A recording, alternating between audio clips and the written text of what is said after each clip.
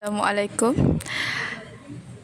According to Food and Agriculture Organization, up to 757 million people, almost 1 in 11, are currently undernourished and do not regularly receive enough food. At the same time, agriculture is producing more food than ever before. If the harvest was used entirely and effectively, it could already feed to 12 to 14 billion people. In this podcast, with me, Patricia, as moderator, we will talk about hunger in a world of plenty, the global food security challenge. There are 4 guests with me. Hi, my name is Ayusa Zida binti Yunani. Hi, my name is Fasha Amira binti Tarmizi. Hi, my name is Cik Muhammad Fikri bin Cik Nazri. Hi, my name is Farah Nur Adalia binti Cik Muhammad Juan. Thank you everyone for coming today. Right now, for the first person I want to interview is Adele. So, first question I want to ask is, what economic factor like poverty and unemployment prevent millions from affording available food supplies? The first factor was low income and wages. Many people earn income that are too low to cover basic needs.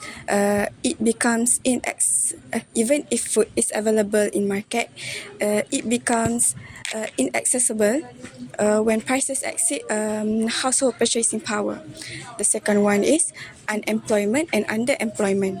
Lack of stable jobs or reliance on informal, low-paying work reduces consistent income, making it difficult for families to buy sufficient and nutritious food.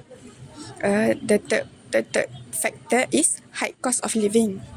Expenses such as housing, healthcare, and education consume a large share of income, leaving little money for food purchases. The last one is debt and financial instability. Household debt and lack of access to affordable credit reduce disposable income, forcing families to compromise on food quantity and quality. That's all. Okay, thank you. Next person I want to ask is Fikri. Yes. Okay, the question is, how have recent extreme weather events pushed over 100 millions more into poverty and hunger? I think, as we know, recent weather event has moved over 100 million people into poverty and hunger. This because the challenge is they describe both of food and income. So, drought and storm destroy crop and make it hard to raise.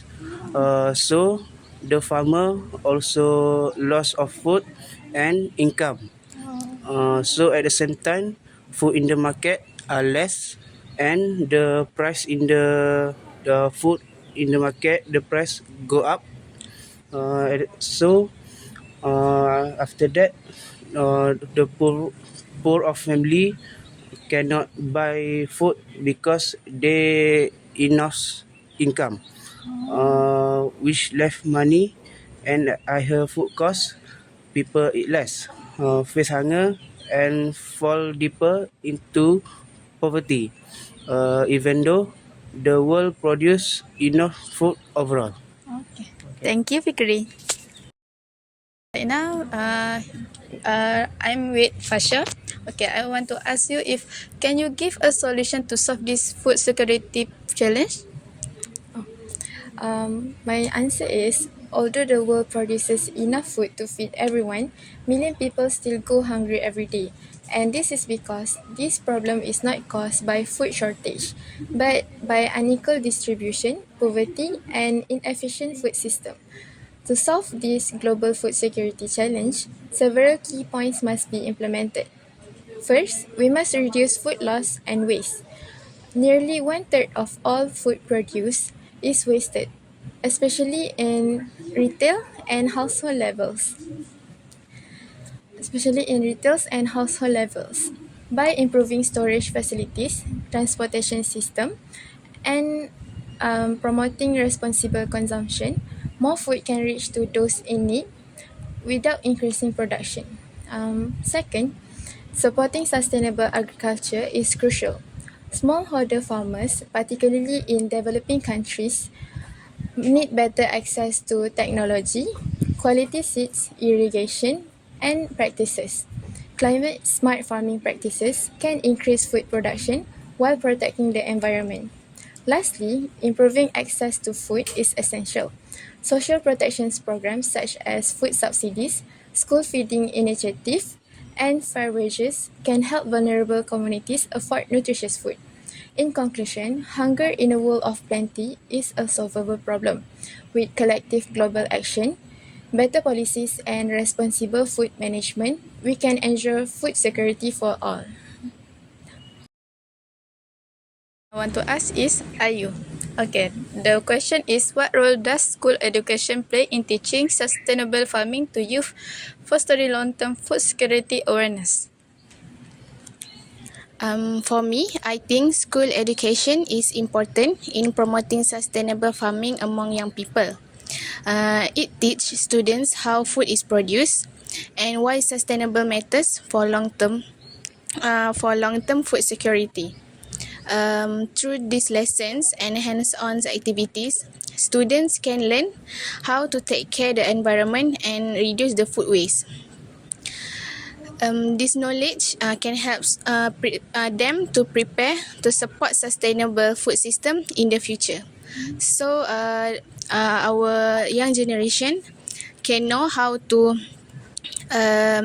support sustainable food system and reduce more food waste, and our country will be lesser wasting food than before.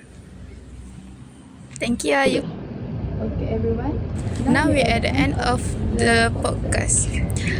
The conclusion I want to give is that global hunger is not due to insufficient food production, but rather a failure of access and equity. Despite adequate among global food supplies, systemic barriers and food loss always contribute to widespread undernourishment. We can respond to this global emergency by addressing hunger at its root cause. We all have been obligation to build a future that better serve our planet and all the people that live on. That's all I want to say. Bye bye.